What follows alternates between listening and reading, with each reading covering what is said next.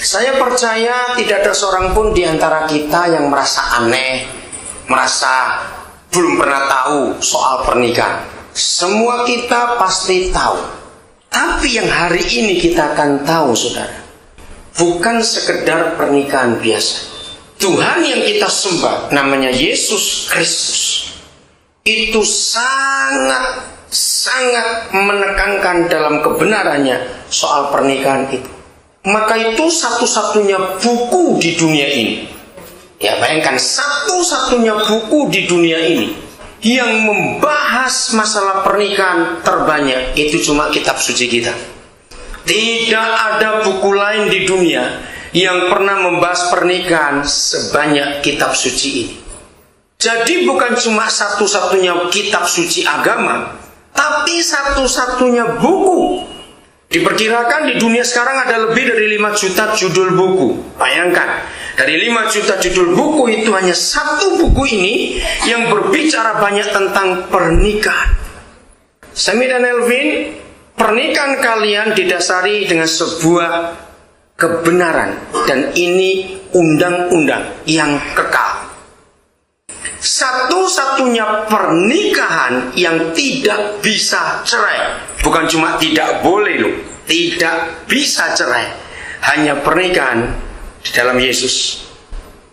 Tidak ada Tuhan manapun di dunia ini yang menekankan kepada umatnya bahwa kalau kamu menikah bisa cerai. Tidak. Hanya Yesus Tuhan kita menekankan. Maka poin pertama dalam janji nikah kalian dua nanti, tidak ada perceraian. Bahkan ngomong cerai saja tidak. Ingat itu. Saudara, kata cerai buat papa kita di surga, itu dia nggak suka. Satu-satunya tulisan di antara semua tulisan di dunia, itu hanya tulisan firman Tuhan ini. Maleakhi 2 ayat 16. Satu-satunya tulisan. Satu-satunya Tuhan yang berfirman. Satu-satunya buku yang di dalamnya ada perkataan, aku benci perceraian. Dengarkan, saudara. Nggak ada Tuhan manapun di dunia ini yang berkata, aku benci perceraian. Maleakhi 2:16. Firman Yahweh Tuhan semesta alam, aku Tuhan Israel benci perceraian. Mengapa sebagai pendeta saya harus menekankan kalimat itu? Memang ada 1-2 istri selingkuh, ada. Tapi kita harus akui lebih banyak suami yang selingkuh. Kita harus akui. Mengapa Tuhan benci perceraian? Dengar, saudara. Tahun 84 saya ketemu sekelompok orang di Jerman.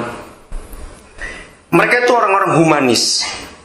Dalam makan siang bersama, lalu mereka bicara bahwa, saudara tahu nggak, satu orang Jerman modelnya kan langsung begitu, nggak pakai basa-basi ngomong. Saudara tahu nggak bahwa Tuhan saudara itu sangat tidak humanis?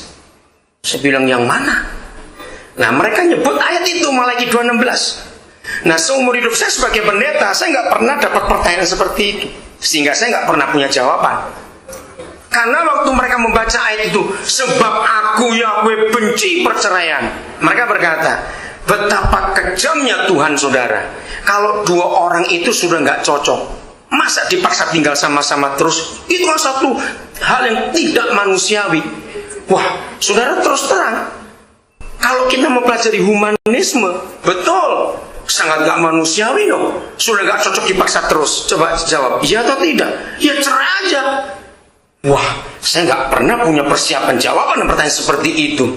Waktu mereka ngomong terus dengan paham-paham humanismenya, Roh Kudus bicara kepada saya. Masalahnya itu bukan kejam. Kalau menikah, walaupun tidak semua, tapi rata-rata ada anak-anak. Dengarkan ini.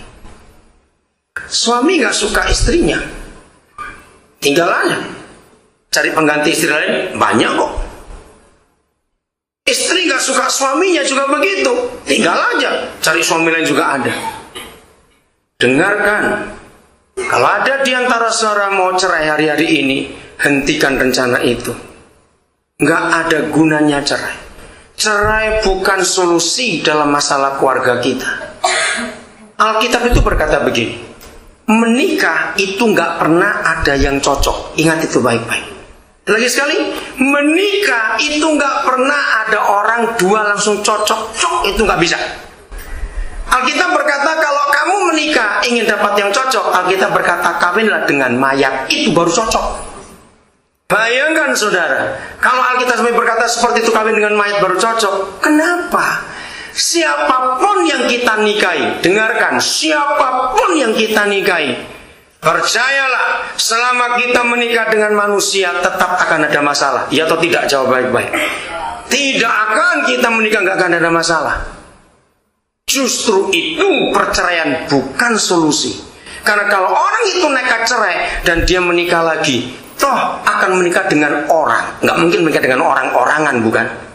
Nah, jadi selama menikah lagi dengan orang lain tetap akan punya masalah, nggak mungkin, karena kita ini hidup. Tapi dengar saudara, suami bisa cari ganti istri, istri bisa cari ganti suami, tapi anak tidak mungkin punya ganti papa dan mama yang lain. Jawab ya atau tidak? 2 hari lalu saya masih negosiasi keras sekali.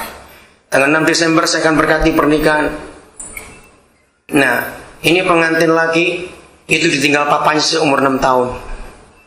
Nah, ternyata 2 hari lalu sempat ribut, sebab istri papanya, setelah cerai itu mereka punya anak, ngotot mau datang di pernikahan itu.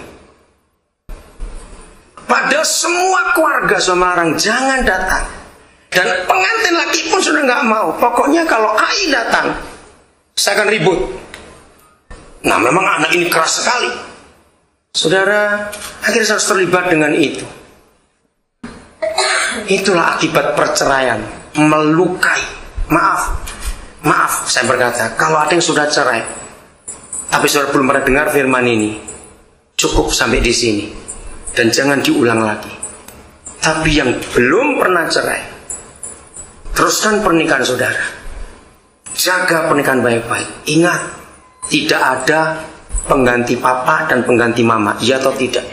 Buat anak-anak papa yaitu, mama yaitu, nggak bisa diganti oleh siapapun juga. Maka itu jangan ada perceraian itu melukai hati anak.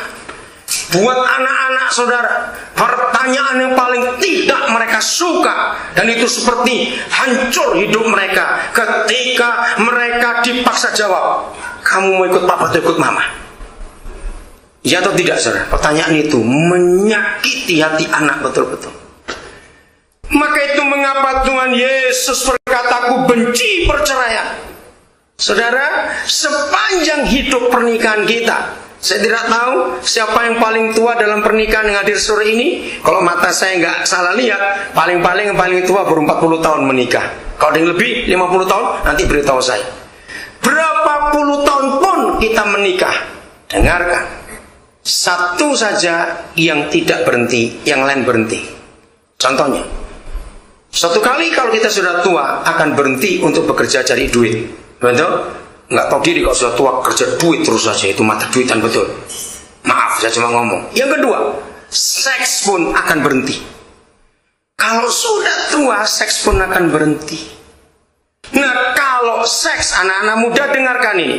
Kalau pernikahan kalian didasarkan atas seks, berarti kalian akan cepat cerai. Karena apa? Begitu seks itu berhenti karena umur, terus mau apa? Kalau tujuan pernikahan cuma seks, lalu apa yang masih berlanjut dalam pernikahan? Dari firman Tuhan, yang berlanjut sampai seumur hidup pernikahan itu adalah saling mengenal. Suami istri belajar ini, saling mengenal. Papa Marlin berapa tahun menikah sudah? Berapa tahun menikah? 38. Nah, betul-betul saya ingat pasti belum 40 ini, kurang 2 tahun 40. Selama 38 tahun pun menikah tetap. Saudara, saya sering menghadiri pernikahan dengan umur 50 tahun, 60 tahun sering. Nah, saya tuh bangga kalau disuruh hadir di pesta-pesta ulang tahun pernikahan. Kenapa? Karena mau belajar kok bisa awet-awet orang itu. Anak-anak muda milikilah cita-cita.